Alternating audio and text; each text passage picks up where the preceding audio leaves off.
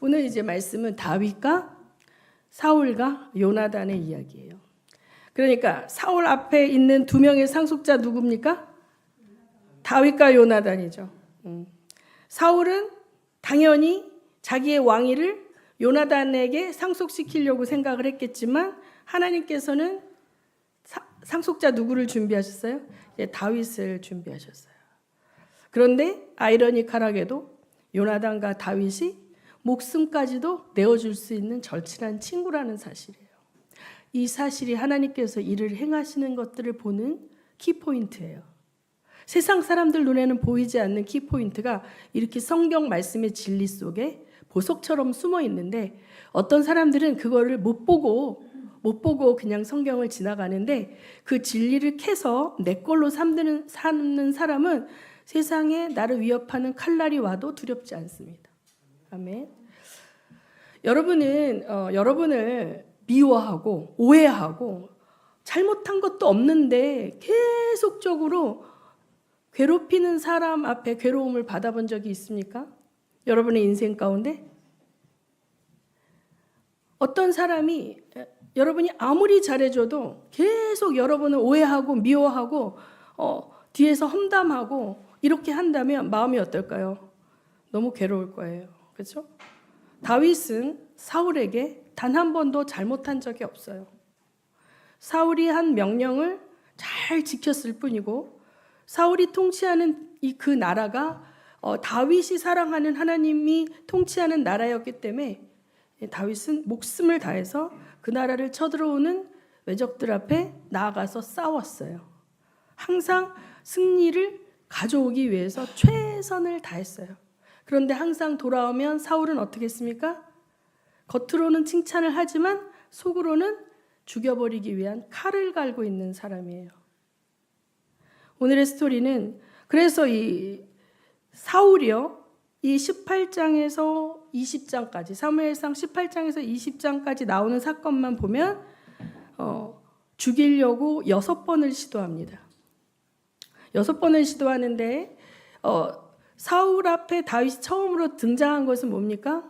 사울이 하나님께 불순종하고 사울에게 임재했던 성령 충만함이 사라지고 그 다음에 사울이 악신에게 자꾸 이끌리는 거죠. 그 안에 불안과 두려움과 정신분열과 우울증이 나타나기 시작하고 자기가 어떻게 잘못될까 봐 노심초사하면서 강박증도 나타나고 소위 하나님의 말씀을 어기고 난 다음에 자기가 자기 힘으로 권력을 지키고자 하니까 세상 사람들이 갖고 있는 모든 정신병 증상이 다 나타나는 거예요. 그래서 주변에 신하들이 이 음악치료죠. 음악치료. 요새 음악치료도 있고 미술치료도 있습니다. 정신과 치료 중에. 음악치료 기법을 얘기하면서 수금을 잘 타는 다윗을 이제 데려다가 사울 옆에서 음악을 연주하게 합니다. 그래서 다윗이 이 연주할 때 악신들이 물러가고 이 마음이 평안해지는 거예요.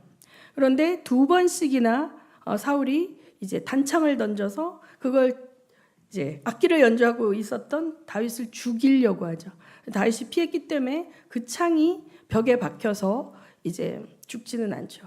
그 다음번에는 뭐냐면 이제 좀 더 계획적으로 죽입니다. 이 다윗을 죽이려고 단창을 던지는 거는 순간적인 충동이었다면 이제 뭐냐면 얘를 골리앗 사건 이후가 되겠죠.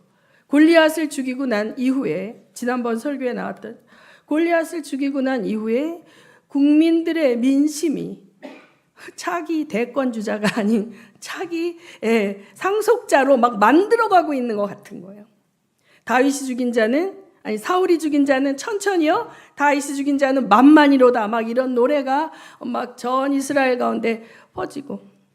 그래서 다윗은 가만히 있는데 사울 안에 있는 불안과 강박증과 이런 것이 다윗을 볼 때마다 저놈이 분명히 내 왕자를 뺏어서 지가 왕이 될 거야, 이런 생각을 하면서 다윗을 보는 거죠. 그래서 어떻게 합니까? 이 사람이 머리를 써요. 그 당시 가장 이스라엘을 잘 쳐들어오던 강력한 나라가 블레셋이거든요. 그 블레셋 사람의 손을 빌어서 다윗을 죽이리라, 이런 거죠. 그러니까 뭐예요? 전쟁에 내보내는 거예요. 그러면서 이제 꼬시는 거죠. 딸 메랍이라고 이제 사울의 큰 딸이 있는데 옛날에는 이제 그런 일들이 있었습니다. 지금 젊은 사람들은 이제 자매들은 굉장히 화나겠지만 내가 이게 물어봤죠. 그 라오스 분들도 얼굴도 안 보고 결혼해 본 적 있는 사람. 그렇죠? 옛날에 고대 사회 때 또 이 근세 사회 오기만 전에도 우리 아버님 또 우리 어머님 중매 결혼할 때 그 사람이 어떤 사람인지 어떤 성격인지도 모르고 그냥 부모님이 정해주면 시집가고 결혼하던 시대가 있었어요. 그렇죠? 예, 이 메랍이라는 딸이 있었는데 그 딸을 이제 주겠다 이렇게 약속을 거는 거예요. 그런데 블레셋을 물리치고 오면 적들을 물리치고 오면 전쟁에 승리하고 오면 내 딸을 주겠다라고 한 것은 사실은 사위를 삼고자 하는 게 목적이 아니라 뭐예요? 전쟁에 나가서 죽어라 이거예요. 얘를 죽여야 돼. 그래서 얘를 죽여야 되는데 직접 죽이려는 시도도 실패했고 사람들 보는 눈이 있으니까 전쟁에 나가서 죽게 만들려고 블레셋 전쟁으로 내보냅니다. 그랬는데 다윗이 이기고 돌아온 거예요. 이기고 돌아오니까 반가워요? 안 반가워요? 안 반가워요. 아, 이놈이 살아 돌아왔네. 그러고 약속했던 메랍을 딴 사람한테 시집을 보내버려요. 다윗이 열받을 만도 한데 다윗은 화를 내지 않는 게 처음에 사위를 삼는다 그랬을 때 나같이 미천한 집안 출신이 어떻게 왕의 사위가 되겠냐니까. 우리 집안은 아주 미천한 집안이라 가당치 않습니다. 이렇게 이제 거절하는 거예요. 그래서 이제 그 공주님이죠. 딴 데 시집 갔어도 그래 역시 우리 집안은 또 나는 왕가의 사위가 되기에는 여러 가지 사회적인 출신이 많이 모자르니까 그닥 화를 내지 않아요. 이 사울은 자기의 작전이 실패했고 다윗은 여전히 살아있어요. 그런데 주변 사람들이 그러는데 사울의 다른 딸 미갈이 다윗을 짝사랑한대요. 다윗은 이미 국민적 영웅이었잖아요. 그 미갈이 너무 다윗한테 반해가지고 다윗을 좋아하는데 그 티를 냈나 봐요.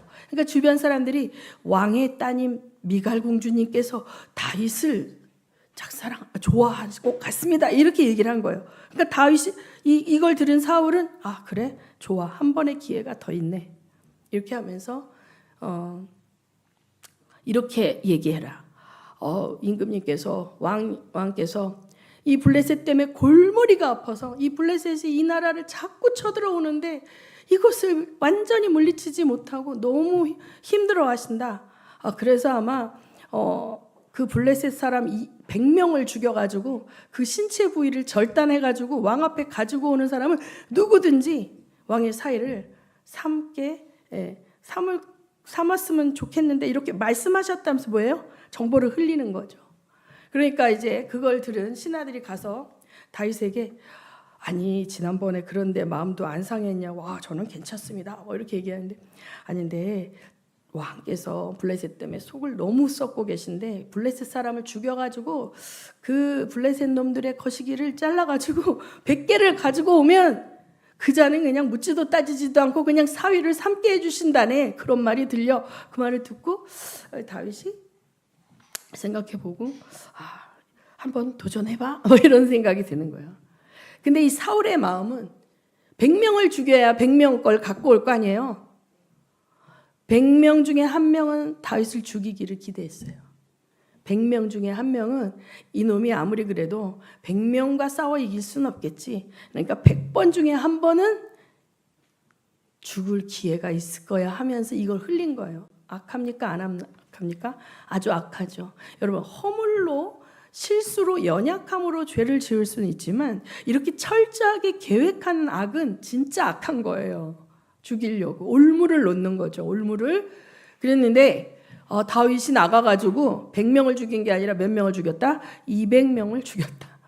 200명을 죽여갖고 200명 거를 갖고 나타나니 의악. 근데 어떻게 할 수 없이 사위가 된 거예요. 할 수 없이. 그런데 미갈도 알았죠? 아버지가 다윗을 좋아하지 않아. 그래서 이 다윗이 점점점 용사가 되어지고 국민들 백성들 안에 유명해질수록 더 위협을 느끼고 더 두려움을 느끼는 거예요. 마귀는 사울을 격동해서 저놈이 있는 한 너는 왕을 못해 하는 그 불안과 두려움을 증폭시키는 거예요. 그래서 돌아와서도 또 한 번 단창을 던져요. 3번 던집니다. 1대1로 던지고 또 피 안 입고 도망갔어요. 그대로 도망갔어요. 그러고 난 다음에는 이제 다윗의 집으로 암살자들을 보내서 다윗을 죽이려고 합니다. 근데 이 미갈이 그걸 깨닫고 남편을 밤에 창문을 통해서 도망시키고 염소털로 가발을 만들어서 침대에 눕혀놓고 이제 아파서 못 나간다 이렇게 거짓말하면서 시간을 버는 동안 다윗은 쫓겨나서 사무엘이 있는 라마 나요시라는 곳으로 갑니다. 다음 주 수요일 날 라마 나요시에 있었던 사건을 얘기할 거예요. 기대하세요. 2편. 자, 1편. 그래서 이 사울이라는 사람은 못 죽여가지고 날린 거죠. 여러분, 다윗에게 있어서 선택은 2가지예요. 첫째, 야인으로 돌아가는 거예요. 그냥 기름 부음을 받기 전에 광야에서 양을 치든 그냥 자기 혼자 그냥 자기의 삶을 살던 다윗의 길로 돌아가. 나는 절대 이 정치의 중심, 권력의 중심에 아무 관심이 없습니다. 나는 그냥 이렇게 풀이나 뜯고 염소나 먹이고 양이나 먹이면서 그냥 아무 욕심도 없습니다. 그냥 하루하루 먹고 사는 평범한 개인의 삶을 사는 자입니다 하고 사명을 내려놓고 아무것도 하지 않는 자리로 돌아가는 거. 2번째는 뭐예요? 자기를 따르는 사람들을 너무 많아요. 사울이 죽인 자는 천천히요. 다윗을 따르는 자는 만만이에요. 그 사람들의 세를 규합해서 뭐예요? 그 세를 가지고 사울을 쳐버리고 자기가 왕의 자리로 올라가는 길이에요. 첫 번째 자리는 모든 힘을 빼는 자리, 모든 힘을 버리고 그냥 개인의 삶으로 내려놓음, 비워냄, 해탈하는 삶을 사는 자리고, 2번째, 힘으로 권력을 빼앗아 오는 자리예요. 조선시대에 4번의 사화가 일어나고요. 반정도 여러 번 일어나거든요. 그 과정 속에서 선비들이, 어떤 선비들은 일본의 길로 가요. 난 거기에 참여하지 않겠다. 고향으로 내려와서 그 다음에 벼슬과 간직을 전혀 하지 않고 이렇게 일본의 길로 가는 선비들이 있고, 2번의 길에 가담하는 선비들이 또 있습니다. 그래서 2번의 길에 가담했다가 정권을 잡으면 어떻게 돼요? 개국 공신이 되고 반정에 대한 공신이 돼서 좌의정 우의정 하면서 떵떵거리고 살게 되고, 실패하면 어떻게 돼요? 역모로 모가지가 달아나서 죽는 거예요. 역사 속에 또 우리나라 역사뿐만 아니라 전 세계 역사 가운데 모든 사람들의 일반적인 행동의 패턴은 1번의 길이나 2번의 길이거든요. 근데 다윗은 1번의 길도 가지 않았고 2번의 길도 가지 않았어요. 뭔가 1번의 길은 굉장히 도덕적으로 선하고 정말 위대해 보이고 멋있어 보이지만, 다윗은 1번의 길이 하나님 원하는 길이 아니라는 걸 알아요. 다윗은 사명자예요. 하나님의 사명을 받았어요. 사명은요, 목숨보다 귀한 거예요. 그래서 다윗은 그 사명을 감당해야만 했어요. 그 사명 때문에 미움을 받아도, 그 사명 때문에 쫓겨다녀도, 그 사명 때문에 아내를 빼앗겨도 그 사명을 감당하는 길을 갔어요. 그런데 그 사명을 감당하는 가운데 다윗에게 점점 더 큰 권세가 부여됩니다. 인권, 영권, 물권이 들어옵니다. 그런데 다윗은 그 권세를 자기 위에 있는 권력인 사울을 치는데 쓰지 않았어요. 하나님께서 기름 부어주신 자를 내가 치지 않겠다라고 했습니다. 다윗이 이 손쉬운 2길을 가지 않고 어렵고 좁은 길인 제3의 길을 갈 수 있었던 것은, 첫 번째는 하나님이 그에게 도움을 주셨어요. 하나님이 그를 붙들어 주셨고, 하나님이 원하시는 삶의 방식이 무엇인지를 그에게 깨닫게 해주셨기 때문에요. 2번째는 요나단이 있었기 때문이에요. 사울은 어떤 사람이냐면 사람들을 볼 때 자기가 이용할 대상으로 봐요. 사울에게 있어서 다윗은 내가 아플 때 너 연주해. 그러면 내가 치유가 되니까 너 그때 필요한 존재야.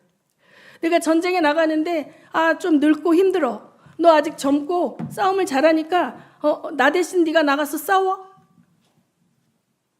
여러분, 어떤 사람이 나를 수단으로 쓴다면 여러분 기분이 좋아요? 그러니까 사울에게 있어서 철저하게 다윗은 수단이었어요. 자기가 필요할 때는 써먹고 자기에게 위협이 될 때는 죽여 없애버리는 거예요. 독재 국가의 국민들은요, 그 독재자의 권력을 위한 수단입니다.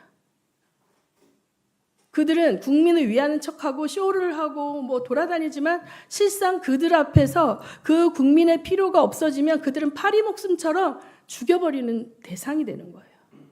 그런데 의로운 왕, 정의로운 왕, 백성을 사랑하는 왕은 어떻습니까? 그 백성을 위하여 목숨을 버리는 왕이죠. 그래서 이 사울에게 있어서 다윗이 이용 가치가 없어지고 자기를 위협하는 존재가 되자 하루빨리 죽여 없애야 되는 거야. 하루빨리. 그럴 때 다윗 마음에 슬픔이 있지 않겠습니까? 누가 나를 그렇게 이용하는 걸 아는데 내가 계속적으로 이용당해줘야 된다고 생각하면 여러분 마음이 얼마나 힘들겠습니까? 그렇죠? 그런데 하나님은 요나단이라는 친구를 주셨어요. 요나단이라는 친구는 뭐예요? 사울의 아들이에요. 근데 요나단과 사울이 처음 만난 것은 처음에 사울이 이제 그 음악 치료를 위해서 시골에서 데려왔을 때 보는 순간 너무 다윗이 괜찮은 거예요. 나 쟤랑 한번 친해보고 싶다. 그래서 해보니까 애가 너무 괜찮은 애인 거예요.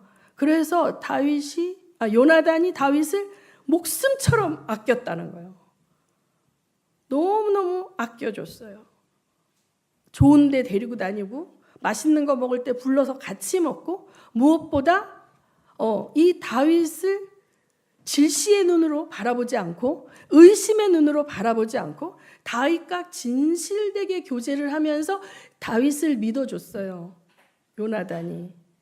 그랬기 때문에 요나단의 그 다윗을 향한 사랑, 그 사랑은 우정의 형태죠. 그 우정의 형태가 우정이었고 사람들 사이에 있는 관계예요. 그런데 요나단에게 있어서 다윗은 수단이 아니에요. 요나단을 위해서 써먹기 위해서 잘해주는 게 아니에요. 요나단은 다윗을 진짜 사랑했어요. 제가 항상 기억하는 게 있어요. 제가 신학대학원 졸업할 때 맨 마지막 학기에 이제 그 졸업생들 수련회를 해요. 근데 어떤 강사분이 이제 여러분이 막 성도들을 알뜰히 여러분이 사역자가 되고 목회자가 됐을 때 여러분이 사역자가 되고 목회자가 돼서 성도들을 막 챙기고 알뜰살뜰 할 때 여러분 점검해 보십시오. 여러분이 정말 그들을 사랑해서 챙기는지 아니면 여러분의 목회에 그들을 써야 하니까 필요가 있기 때문에 챙기는지 그 성도가 여러분의 목적인지 수단인지. 배추 장사도 배추를 아낍니다. 왜? 상품 가치가 떨어지면 안 팔리니까. 배추 장사가 배추를 아끼는 것 같이 아끼면서 자기가 성도를 사랑한다고 착각하면 안 됩니다. 전 그 평생 붙들리라 그 말씀을 잡았어요.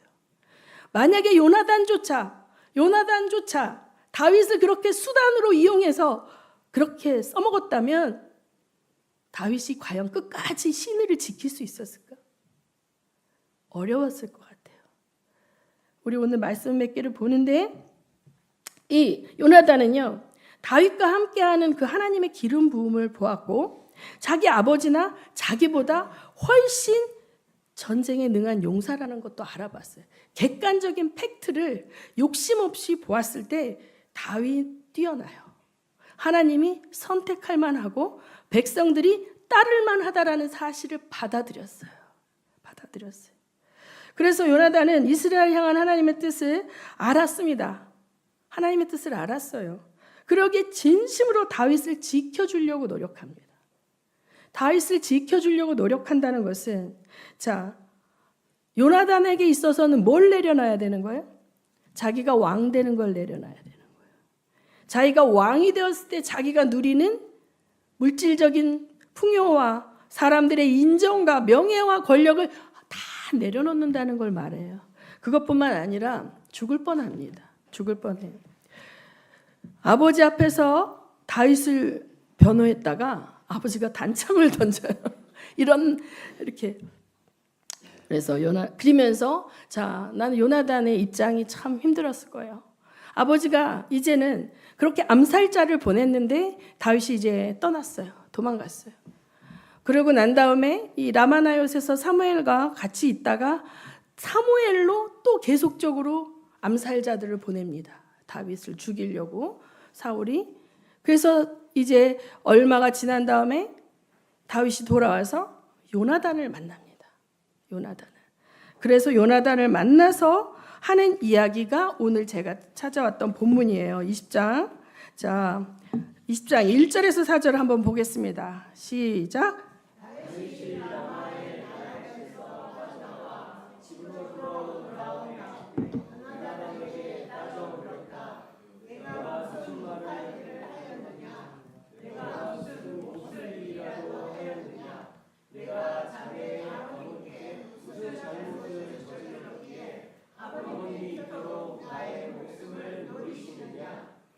요나단이 그에게 대답하였다. 자네를 죽이시다니 결코 그런 일은 없을 것세. 내가 분명히 말하지만 우리 아버지는 큰 일이든지 작은 일이든지 나에게 알리지 않고서는 하시지를 않네. 그런데 우리 아버지가 이 일이라고 해서 나에게 숨기실 까닭이 무엇이겠는가? 그럴 리가 없네. 그러나 다윗은 맹세까지 하면서 말하였다. 자네가 나를 지극히 아낀다는 것은 자네의 아버님도 잘 알고 계시지 않나. 그렇기 때문에 이 일만은 자네에게 알려서는 안 된다고 생각하셨을 것세. 자네가 알면 매우 슬퍼할 때니까 말일세. 주님께서 살아계시니 내가 자네에게 분명히 말하겠네. 나와 죽음 사이는 한 발짝밖에 되지 않네. 요나단이 다윗에게 제안하였다. 자네의 소원을 말해보게. 자네를 돕는 일임은 무엇이든지 하겠네. 자, 이때까지는 요나단은 다윗을 그렇게 죽이려고 하는 아버지의 상태를 잘 몰랐어요. 그렇기 때문에 다윗은 이미 다 느끼고 있죠. 사울의 칼날이 자기 목을 겨누고 있다. 혼자 있을 때 단창을 몇 번씩이나 던졌고 이랬기 때문에 이렇게 얘기하는데 요나단은 긴가 민가 우리 아버지가 그러실 리가 없다라고 얘기하는데 얘기하는 거예요. 자네는 나를 사랑하는 걸 알기 때문에 자네에게조차 숨기고 계신 거다. 자네 몰래 죽이려고 하는 거다. 그러니까 요나단은 어떻게 해요? 진짜인지 아닌지 알아봐야 되잖아요. 진짜인지 아닌지 알아봐야 돼서 자 이거예요. 사무엘상 20장 11절에서 17절까지 있습니다. 사무엘상 20장 11절에서 17절. 요나단이 다윗에게 말하였다. 자 가서 들로 나가세. 둘은 함께 들로 나갔다. 여러분 읽습니다. 요나단이 다윗에게 약속하였다. 주 이스라엘의 하나님이 우리의 증인이시네. 내가 내일이나 모레 이맘때에 아버지의 뜻을 살펴보고 자네에게 대하여 좋게 생각하신다면 사람을 보내어 알리겠네. 아버지가 자네를 해치려 한다는 것을 내가 알고도 그것을 자네에게 알리지 않아서 자네가 안전하게 피신하지 못하게 된다면 주님께서 이 요나단에게 무슨 벌을 내리셔도 달게 받겠네. 주님께서 나의 아버지와 함께 하셨던 것처럼 자네와도 함께 계시기를 바라네. 그 대신 내가 살아있는 동안은 내가 주의 인자하심을 누리면서 살 수 있게 해주게. 내가 죽은 다음에라도 주님께서 자네 다윗의 원수들을 이 세상에서 다 없애버리시는 날에라도 나의 집안과 의리를 끊지 말고 지켜주게. 그런 다음에 요나단은 다윗의 집안과 언약을 맺고 말하였다. 주님께서 다윗의 원수들을 보복하여 주시기를 바라네. 요나단은 다윗을 제 몸처럼 아끼는 터라 다윗에게 다시 하였다. 네, 거기까지. 자, 이거는 이제 그러면 내가 이제 알아보겠다. 아버지가 정말 자네를 그렇게 미워하고 죽이려고 하는지, 자네가 오해하고 있는 건지 알아봐서 만약에 자네를 죽이려고 한다면 자네가 도망갈 수 있도록 도와주겠네. 이렇게 한 거예요. 그래서 여러분 아는 것처럼 이제 약속을 정하죠. 들에 나가서 화살을 쏘는데 이제 요나단이 활을 쏴서 다윗보다 앞에 떨어뜨리면 돌아오라는 뜻이에요. 그 화살을 주스러 가는 자기의 그 부하에게 아이야, 저기 화살이 저 앞에 있지 않느냐? 일로 가지고 와라. 그렇게 하면 너 돌아와도 안 죽는다라는 거예요. 근데 아이 뒤로 화살을 멀리 쏴서 그 아이에게, 다윗이 숨어 있는 그보다 훨씬 멀리 서서 그 아이에게 야, 저 멀리 저기 있어, 저기 가서 주워와 하면 그 아이가 화살 주스러 멀리 가면 넌 돌아오면 안 된다. 우리 아버지가 너 죽이려고 그러는 거 내가 확인했다. 도망가라 이거예요. 이 약속을 하는 거예요.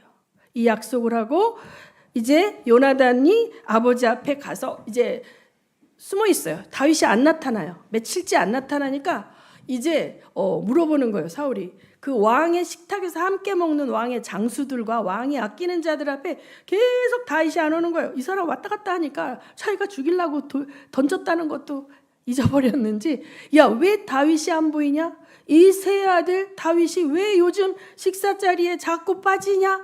이렇게 물어보니까 요나단이 제가 그 다윗이 그 고향에 볼 일이 있어서 아버지 집에 좀 갔다 오겠다 해서 제가 다윗이 너무 딱해서 다녀오라고 허락해 주었습니다. 이렇게 얘기를 하는 거예요. 그랬더니 이제 사울이 뭐라고 하냐면 20장 30절에서 33절 다 같이 읽습니다. 시작. 사울이 요나단에게 화를 내면서 소리쳤다. 이 패형 무도한 계집의 자식아, 네가 이새의 아들과 단짝이 된 것을 내가 모를 줄 알았더냐. 그런 녀석과 단짝이 되다니 너에게도 부끄러운 일이고 너를 낳은 네 어미를 발가벗기는 망신이 될 뿐이다. 이새의 아들이 이 세상에 살아있는 한은 너도 안전하지 못하고 너의 나라도 안전하지 못할 줄 알아라. 빨리 가서 그 녀석을 당장 끌어오너라. 그 녀석은 죽어야 마땅하다. 요나단이 자기 아버지에게 그가 무슨 못한 일을 하였기에 죽어야 합니까? 하고 항의하니 그 순간 사울이 요나단을 찔러 죽이려고 창을 뽑아 겨냥하였다. 그제서야 요나단은 자기 아버지가 다윗을 죽이려고 단단히 자, 그래서 어떻게 됐습니까? 요나단 많이 힘들었겠죠. 그래도 아버지가 이 정도까지일 줄은 몰랐는데 이렇게 처절하게 다윗을 증오하고 미워하고 있다는 사실. 그 다음에 다윗에게 어떠한 군대의 장관직을 주고 그를 굉장히 인정하고 있지만 속으로는 저 천박한 목동 출신 놈, 내 권력 유지를 위해서 저놈을 써먹어야 되니까 자리를 줘서 부리고는 있지만 정말 그 마음속으로 다윗을 인정하고 있어요? 아니라는 거죠. 저런 놈 부끄러운 일이다. 요나단에게 너 저런 애랑 친구하고 너 격떨어지게 저렇게 천한 출신하고 어울려 다녀? 네 어미까지도 발가벗기는 그런 일인 걸 모르냐? 이 사람 생각 속에는 다윗은 철저하게 뭐예요? 도구예요. 도구. 써먹기 좋은 도구. 만약에 요나단도 아버지와 같은 생각을 갖고 있었다면 다윗과 친구가 될 수 없었겠죠. 요나단은 자기 아버지의 그 모습이 너무 슬펐어요. 그리고 이제는 아버지가 군대를 동원해서 다윗을 죽이러 쫓아다닐 때 그 아버지의 군대 안에 요나단도 함께 있었을 수가 있겠죠. 아버지하고 같이 출정했을 수도 있어요. 마음속으로는 뭐예요? 다윗아 빨리 도망가라. 잡히지 말아라. 내 아버지의 군대에 잡히는 순간 너는 죽는다. 빨리 도망가라. 잡히지 말아라 하면서 또 자기 아버지를 수종 들면서 그 군대를 따라다녀야 되는 게 요나단이었어요. 자, 그런데 이제 이 사건 이후에 약속한 대로 다윗을 만나러 가서 다윗을 만납니다. 다윗을 만나서 만나기 전에 어떻게 해요? 약속한 사인대로 화살을 쏴서 어떻게 해요? 아주 멀리서 아주 멀리 쐈어요. 아주 멀리. 그 화살을 주스러 가는 아이가 한참 달려가고 주워와야 될지, 그 아이는 아니 왜 이렇게 화살을 멀리 쏘시나 하면서 아주 멀리 그 아이가 화살을 주스러 갔을 때 그 틈을 타서 다윗이 숲에서 나왔어요. 다윗도 울면서 나왔겠죠. 혹시나 했는데 정말 나를 죽이려고 하는구나. 그랬을 때 이제 요나단이 찾아가서 서로 부둥켜 안고 울면서 하는 대화예요. 마지막 한번 읽습니다. 마지막 대화입니다. 자, 읽어요.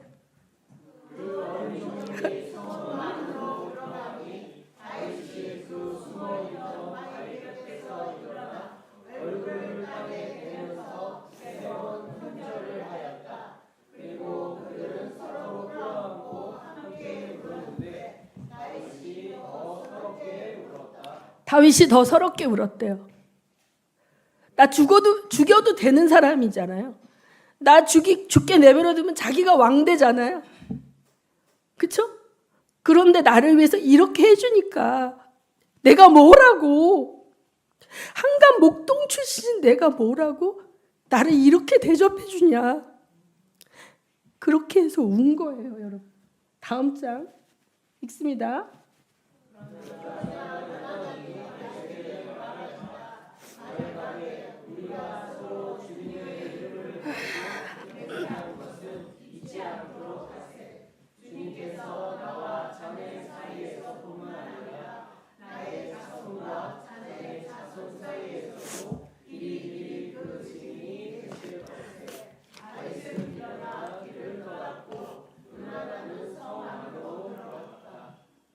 아멘. 네. 그래서 이 요나단과 다윗이 이렇게 맹세를 했고, 내가 죽은 다음에도 내 자손들에게 이 사실을 기억하고 험하게 하지 말아달라고 약속을 했고, 다윗이 사울의 집안을 치지 않았죠.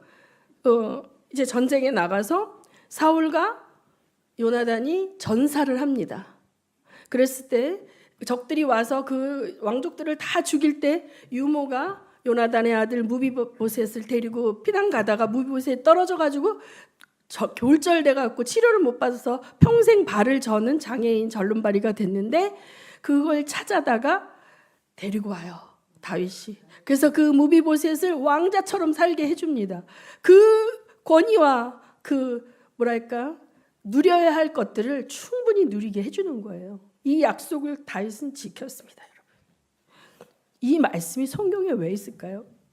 여러분, 신앙이라는 것, 제가 이번에 가서 창세기를 강의하면서 그들에게 강조를 했고, 배 선생님도 이게 너무 필요했다.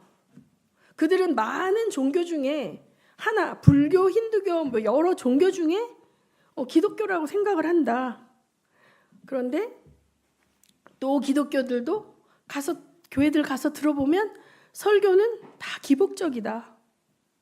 근데 목사님이 종교와 신앙의 차이를 말씀하셨기 때문에 이것을 완사이라는 사역자가 이걸 잘 킵했고, 똑똑한 애들 몇 명이 잘 알아들었어요. 여러분, 종교와 믿음의 차이는 뭔지 아십니까? 종교는 하나님을 수단으로 이용하는 거예요.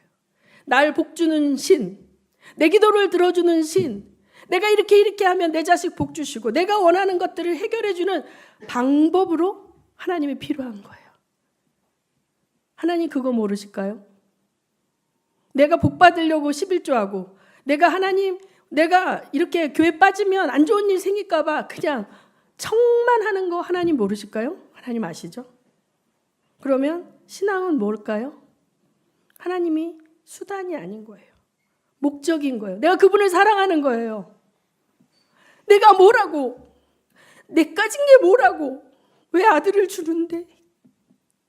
자기 독생자를 왜 주는데? 왜 죽이는데? 왜 십자가에 죽이는데? 또 배반할 건데? 내가 하나님을 쉽게 버리는데 왜 나한테 올인하시는데? 이거 안 사람은 하나님이 수단이 될 수가 없어요, 여러분. 저는 서진교회에 왔다가 하나님을 수단으로 안 되겠구나, 이 교회에서는 떠나는 많은 사람들이 그 뒷모습이 너무 안타까워요. 우리 교회 교인이 아니라서 안타까운 게 아니라 하나님을 위해서 위대하게 쓰임받을 수 있는, 나를 잘 먹고 잘 살게 해주는 그 하나님이 아니라 그 하나님의 위대한 전쟁에 나를 군사로 써주겠다고 초청하는 그 초청장을 찢어버리고 가는 것 같아서. 다윗은요, 전쟁에 나가서 죽을 고비를 많이 넘깁니다. 그 이후에 사울이 알아주지 않던, 오히려 더 사울이 시기 질투가 더 심해져도 이스라엘을 지키기 위해서 다윗은 전쟁에 계속 나갔어요. 여러분, 동역이라는 거 너무 귀한 거예요. 제가 이번에 바이블 아카데미 가서 배 선생님하고 강 선생님을 봤잖아요. 어떤 사역집 갔을 때보다 그냥 내 집에 온 것 같이 편안했어요. 배 선생님 학교에 사실 어려운 일이 생겼어요. 제가 가는 날, 첫째 날 빵 하고 전화가 왔는데 그 전화를 받고 이거를 이제 해결해야 돼. 급히 해결해야 되는 문제예요. 그래서 수시로 학교를 왔다 갔다 해야만 하는 일이 생겼어요.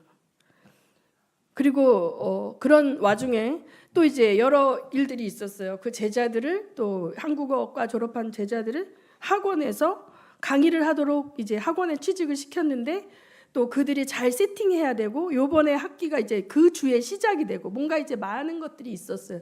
왔다 갔다 하면서도 그래도 어쨌든 와서 강의를 듣고, 전 강의를 다 녹음을 했더라고요. 강 사모는 매일같이 도시락을 싸다 줬어요. 제가 어떤 거는 그 음식을 먹을 수 있지만 어떤 거는 좀 어렵더라고요. 근데 한국 음식을 밑반찬이랑 뭐 양배추를 삶아서 쌈장이랑 갖고 오고 매일매일 그렇게 실어 날르고, 저뿐만 아니라 그들을 틈틈이 간식을 사날르고 밥을 해먹이고 그렇게 하고, 마지막 날 그들이 금요일 날, 토요일 날 오전 강의까지 하고 돌아가는데 금요일 날은 잘 먹여보낸다고, 보쌈 해준다고 고기를 사갖고 왔어요. 고기 먹인다고. 그래갖고 은석까지 왔어요.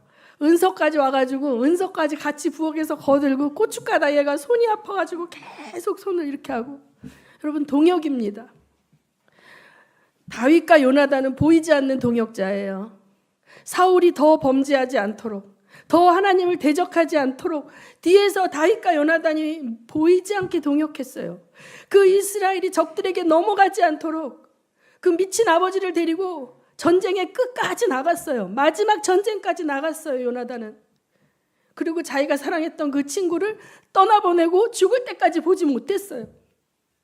보이지 않는 동역자입니다. 근데 우리 서진교회가 하나님 나라 위해서 일할 때 보이지 않는 동역자들이 참 많습니다. 전 이번에 너무 감사했어요. 가는 날까지, 가기 전주까지 사역비가 없었어요. 목사님은 그런 말씀 못 하시지만 저는 기도하라고 몇몇 사람들한테 얘기했어요. 수요 예배가 끝나고 사역비가 채워졌어요. 외부에서 온 게 아니에요. 교회에서 채워졌어요. 여러분 형편 제가 다 압니다. 여러분 중에 빚 없는 사람 거의 없다는 거 압니다. 그런데 단순간에 물질이 채워지고 저는 가서 말씀만 전하면 됐어요. 물질로 동역하는 분들, 기도로 동역하는 분들, 거기서 밥하는 분들, 반찬 사나르는 분들, 이게 다 동역자거든요. 근데 여러분, 상급은 주님이 주십니다. 위대한 동역자들입니다, 여러분. 서진교회 하나님 기뻐하시는 교회입니다. 우리는 우리끼리 부자 되는 거 원치 않습니다. 우리는 하나님이 원하시는 전쟁터에 주님과 함께 나가기를 원합니다. 앞에 서 나가는 사람이 있고 보이지 않게 뒤에서 요나단처럼 돕는 사람이 있습니다. 또 여러분 한 명 한 명은 용사가 돼서 여러분의 삶의 현장이 전쟁터입니다. 지금 왜 이렇게 오늘 다 모여서 교회들이 다 모여서 이렇게 기도할까요? 대한민국이 하나님이 기뻐하는 일을 하는 것이 아니라 하나님을 대적하는 일을 하니까 전쟁이 필수입니다. 하나님의 사람들의 그 영적인 가치와 하나님에 대한 믿음의 순결을 지키기 위해서 이럴 수밖에 없는 지경이 되었어요.